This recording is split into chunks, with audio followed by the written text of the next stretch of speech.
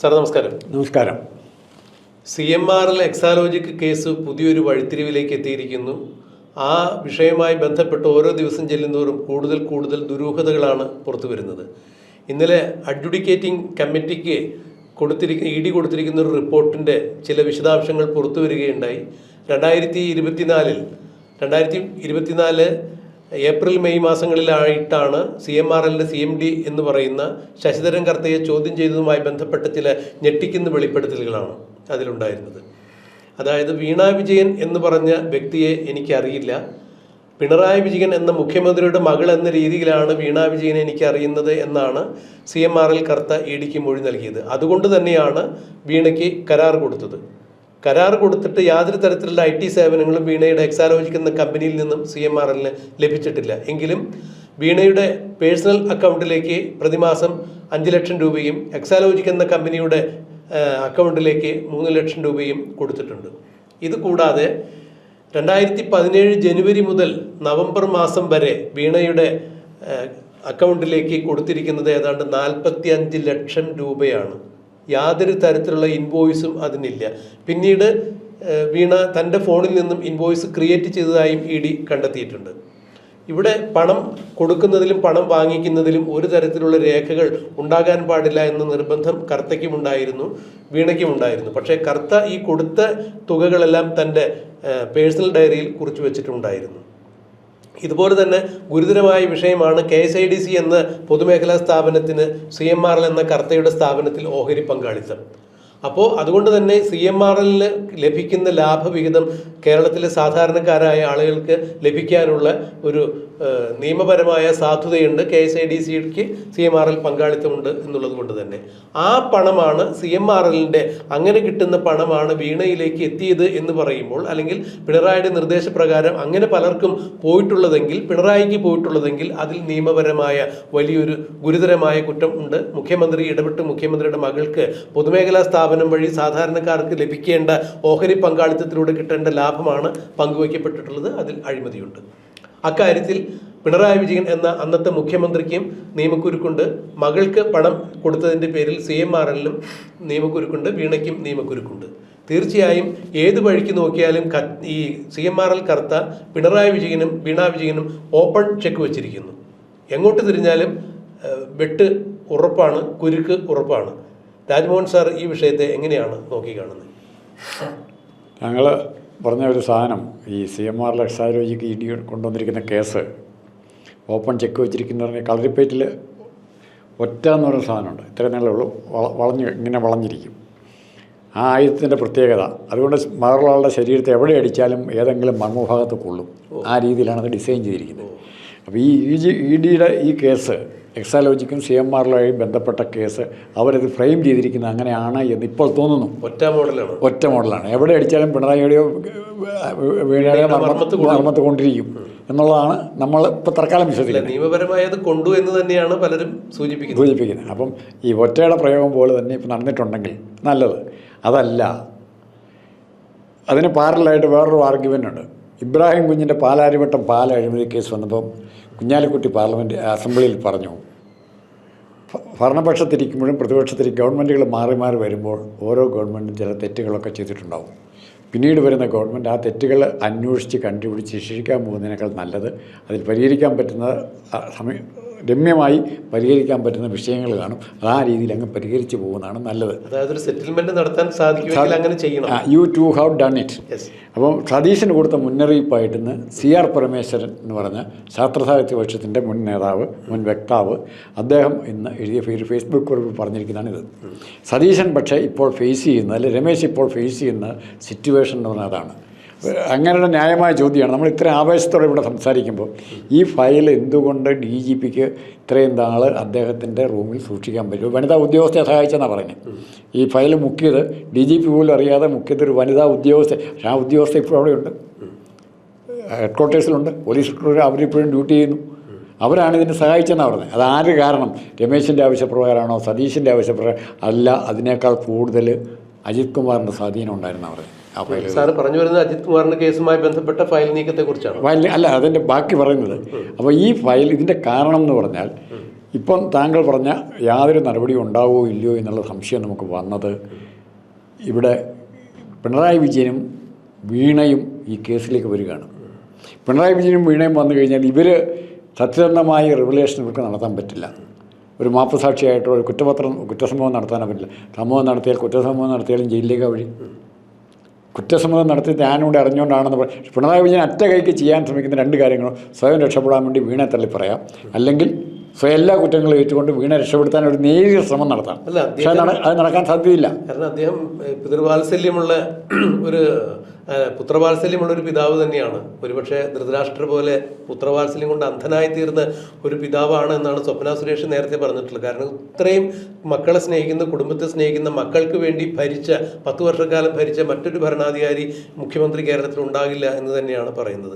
അപ്പോൾ മക്കളുടെ ക്ഷേമത്തിന്, കുടുംബത്തിൻ്റെ ക്ഷേമത്തിന് അപ്പുറത്തേക്ക് സംസ്ഥാനത്തിൻ്റെ താല്പര്യങ്ങൾ കാണാൻ അദ്ദേഹത്തിന് പറ്റിയിരുന്നില്ല എന്നാണ് സ്വപ്ന സുരേഷ് സൂചിപ്പിക്കുന്നത്. ഈ CMRL കർത്ത നൽകിയിരിക്കുന്ന മൊഴിയുടെ അടിസ്ഥാനത്തിൽ ചില കാര്യങ്ങൾ കൂട്ടി വായിക്കുമ്പോൾ സ്വപ്ന പറഞ്ഞ കാര്യങ്ങളിൽ കാമ്പുണ്ട്, കഴമ്പുണ്ട് എന്നുള്ളതാണ് മനസ്സിലാക്കാൻ കഴിയുന്നത്. അവിടെ ഈ കർത്ത സാമ്പത്തികമായി പല ക്രമക്കേടുകളും നടത്തിയിരിക്കുന്നുള്ള ഗുരുതരമായിട്ടുള്ള മറ്റാരോപണങ്ങൾ പുറത്തു വരുന്നതിനോടൊപ്പം തന്നെയാണ് ഇത്തരത്തിലൊരു മൊഴി കൂടി വന്നിരിക്കുന്നത്. ഇത് നോക്കേണ്ട ഒറ്റ കാര്യമുള്ളൂ. ഇവർ കൃത്യമായിട്ട് കർത്താവ് പറഞ്ഞിട്ടുണ്ട് എന്തിനാണ് പൈസ കൊടുത്തിരിക്കുന്നത്, ആർക്കാണ് കൊടുത്തിരിക്കുന്നത്. അയാൾ കർത്താവ് പൈസ കൊടുത്തിരിക്കുന്നത് വീണ വിജയനല്ല, CMRL കമ്പനി അല്ല, എക്സൈസ് വിജയനല്ല, പിണറായി വിജയനാണ് കൊടുത്തിരിക്കുന്നത്. പിണറായി വിജയൻ ആരായിരുന്നു? മുഖ്യമന്ത്രിക്കാണ് കർത്താവ് പൈസ കൊടുത്തിരിക്കുന്നത്. അത് എന്തിനു കൊടുക്കുന്നു? വീണയ്ക്ക് ഐസ്ക്രീം മേടിക്കാൻ കൊടുക്കാൻ എത്ര കാശ് കൊടുക്കേണ്ട ആവശ്യമില്ല. 5 ലക്ഷം രൂപ വീതം മാസം വീണയ്ക്ക് കൊടുത്തുകൊണ്ടിരുന്ന ഇപ്പോൾ പുതിയ കണക്ക് വീണ്ടും വരുന്നുണ്ട്. 3 ലക്ഷം രൂപ വേറെ. അപ്പോൾ എന്തിനാണ് വീണയ്ക്ക് ഇത്രയും കാശ് കൊടുത്തുകൊണ്ടിരിക്കുന്നതെന്ന് കർത്താക്ക് സ്പെസിഫിക്കായിട്ട് ഡിസ്പ്ലേ എന്തൊക്കെ ഒന്നും ചെയ്ത് കിട്ടിയില്ല എന്ന് പറയാൻ പറ്റുമോ? അല്ല, കർത്ത പറഞ്ഞു ഒന്നും ചെയ്തിട്ടില്ല. അപ്പോൾ ഒന്നും ചെയ്യാതെ കർത്താവ് കാശ് കൊടുത്തെങ്കിൽ കർത്താവും ഈക്വലി കിട്ടിയാകുക. സാർ, അവിടെയാണ് അതിൻ്റെ ഒരു വിഷയം. ഒന്നും ഇവർ ചെയ്തിട്ടില്ല എന്ന് പറയുമ്പോൾ പിണറായി വിജയൻ്റെ മകൾ എന്ന രീതിയിലാണ് ഈ കരാർ കൊടുത്തത്, ഒരു സേവനവും കിട്ടിയിട്ടില്ല എന്ന് പറയുമ്പോൾ തീർച്ചയായും മുഖ്യമന്ത്രിയായിരുന്ന പിണറായി വിജയൻ കൈകാര്യം ചെയ്തിരുന്ന പല വകുപ്പുകളിൽ നിന്നും ഈ CMRL കർത്തയുടെ കമ്പനിയായ CMRL എന്ന കമ്പനിയുടെ നടത്തിപ്പിന് ആവശ്യമായ ചില അസംസ്കൃത വസ്തുക്കൾ മുഖ്യമന്ത്രിയുടെ വകുപ്പിന് കീഴിൽ നിന്നും അവർക്ക് ലഭ്യമായിട്ടുണ്ട്. അത്തരം വഴിവിട്ട് ചില സഹായങ്ങൾ ലഭ്യമാക്കിയതിൻ്റെ പേരിൽ മുഖ്യമന്ത്രിയുടെ മകൾക്ക് ഒരു പാരിതോഷികം എന്ന രീതിയിലാണ് മാസാമാസം 5 ലക്ഷം രൂപയും കമ്പനിക്ക് 3 ലക്ഷം രൂപയും അങ്ങനെ 8 ലക്ഷം രൂപ കൊടുത്ത് 2,78,00,000 രൂപയുടെ ഒരു കണക്ക് അങ്ങനെ അവിടെ കാണിച്ചിട്ടുണ്ട്. കൂടാതെ പിണറായി വിജയനെ സംബന്ധിച്ചിടത്തോളം വലിയൊരു തുക തന്നെയാണ് CMRL കർത്ത കൊടുത്തിരിക്കുന്നത് എന്ന് അദ്ദേഹത്തിൻ്റെ കണക്ക് പുസ്തകത്തിൽ രേഖപ്പെടുത്തിയിരിക്കുന്നു. ഇത് കൂടാതെ കർത്ത മറ്റു പല തട്ടിപ്പുകളും നടത്തിയിട്ടുണ്ട്. അപ്പോൾ കർത്തയെ സംബന്ധിച്ചിടത്തോളം EDയുടെ മുമ്പിൽ കർത്ത ഒരു സാറ് നേരത്തെ സൂചിപ്പിച്ച പോലും മാപ്പുസാക്ഷിയായാൽ പോലും കോടികളുടെ തട്ടിപ്പ് നടത്തിയ ആളെന്ന രീതിയിൽ ആ കാര്യത്തിൽ നിയമപരമായ ഒരു പരിരക്ഷ ഒരു കാരണവശാലും കർത്താവിന് കിട്ടാൻ സാധ്യതയില്ല. അതുപോലെ തന്നെയാണ് ഇപ്പോൾ വീണ വിജയന് വെറുതെ പണം കൊടുത്തിരിക്കുന്നു. വെറുതെ കർത്ത വേറെ ആർക്കെങ്കിലും പണം കൊടുത്തിട്ടുണ്ടോ എന്ന് കൂടി ED അന്വേഷിക്കുന്നുണ്ട്.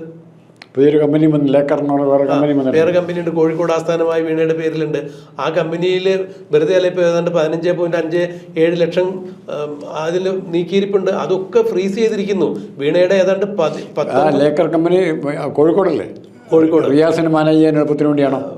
അങ്ങനെ പറഞ്ഞു തന്നിട്ടില്ലേ. പക്ഷെ അദ്ദേഹത്തിൻ്റെ നാടാണ് കോഴിക്കോട്.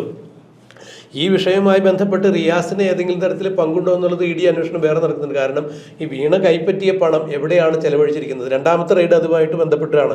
കാരണം പിണറായി വിജയൻ്റെ പിണറായിലുള്ള വീടിനോടനുബന്ധിച്ച് ഒരു 80 സെൻറ്റ് ഭൂമി വീണ വിജയൻ വാങ്ങിച്ചിട്ടുണ്ട്. അപ്പോൾ ഈ CMRL നിന്ന് കിട്ടിയ അനധികൃതമായ പണം വീണ വിജയൻ എവിടെ ഉപയോഗിച്ചിരിക്കുന്നു? അത് മുഖ്യമന്ത്രിയായിരുന്ന പിണറായി വിജയന് കൊടുത്തിട്ടുണ്ടോ? സഹോദരൻ വിവേക് കിരണിന് കൊടുത്തിട്ടുണ്ടോ?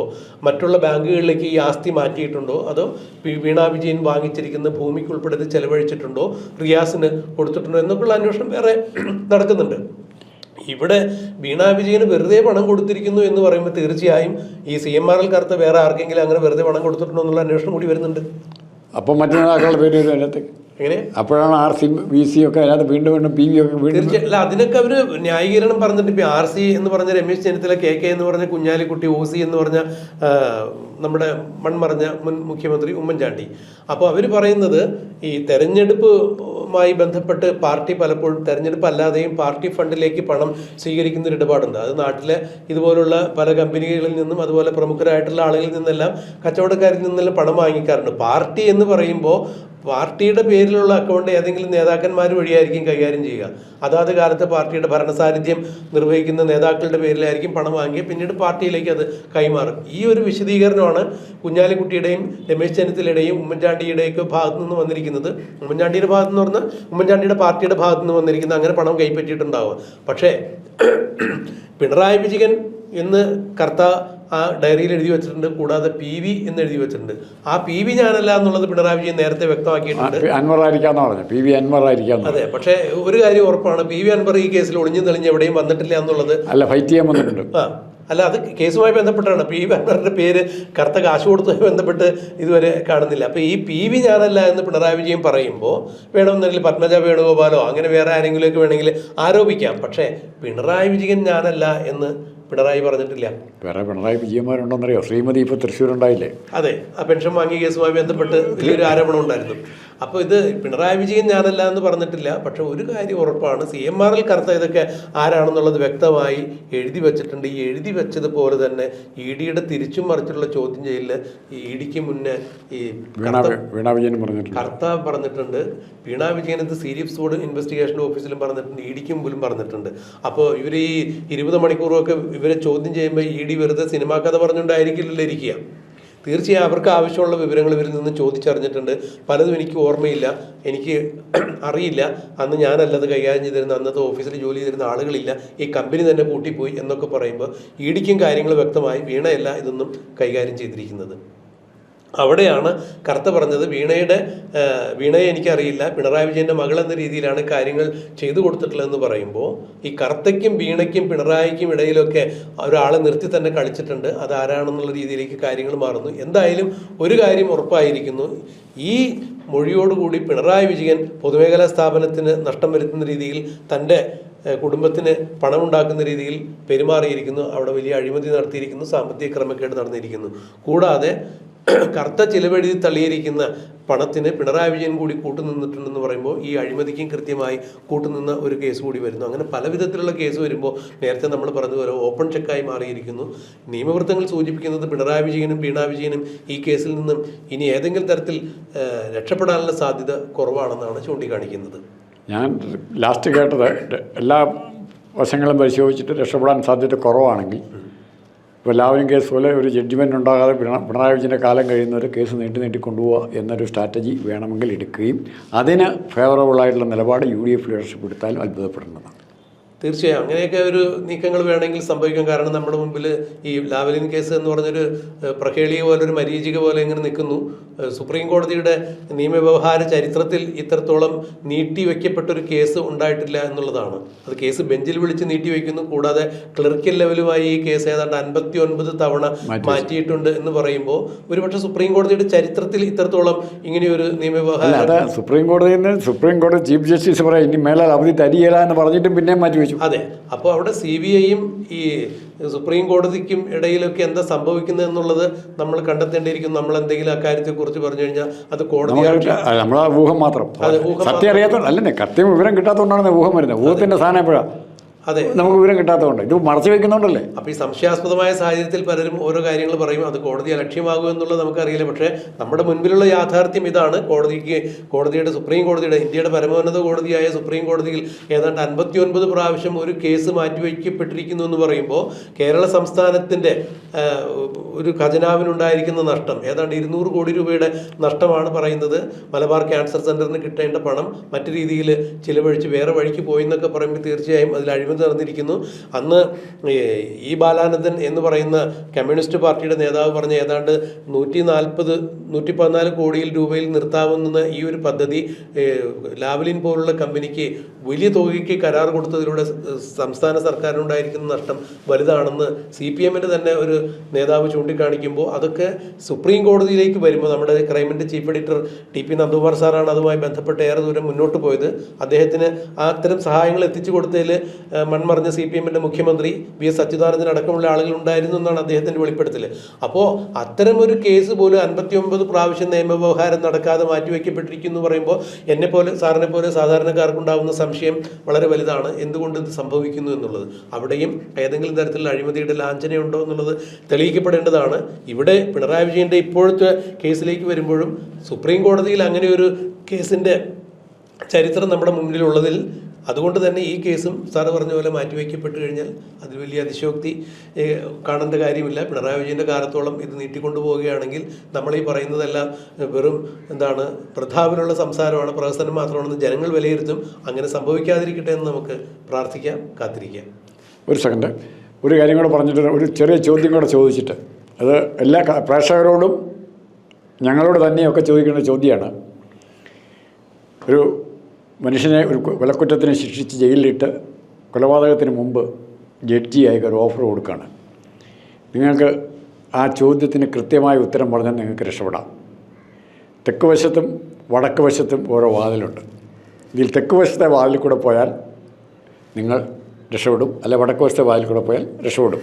ഇതറിയണമെങ്കിൽ അവിടെ നിൽക്കുന്ന കാവൽക്കാരോട് നിങ്ങൾക്ക് ചോദിക്കാം, ഒറ്റ ചോദ്യം ചോദിക്കാം, ഏത് വാതിൽ കൂടെ പോയാൽ രക്ഷപ്പെടുമെന്നുള്ള ചോദ്യം നിങ്ങൾക്ക് അവരോട് ചോദിക്കാനുള്ള സ്വാതന്ത്ര്യം തരുന്നു. അവർ പറയുന്ന ആ ചോദ്യം അനുസരിച്ച് നിങ്ങൾക്ക് രക്ഷപ്പെട്ടാൽ നിങ്ങൾ ഭാഗ്യവാൻ. ആ ചോദ്യം അങ്ങനെ കൃത്യമായ ഉത്തരം കിട്ടാനൊരു ചോദ്യമുണ്ട്. ആ ചോദ്യം എന്താണെന്ന് പ്രേക്ഷകരോട് ആലോചിച്ച് ഞങ്ങളെ അറിയിച്ചാൽ നന്നായിരുന്നു.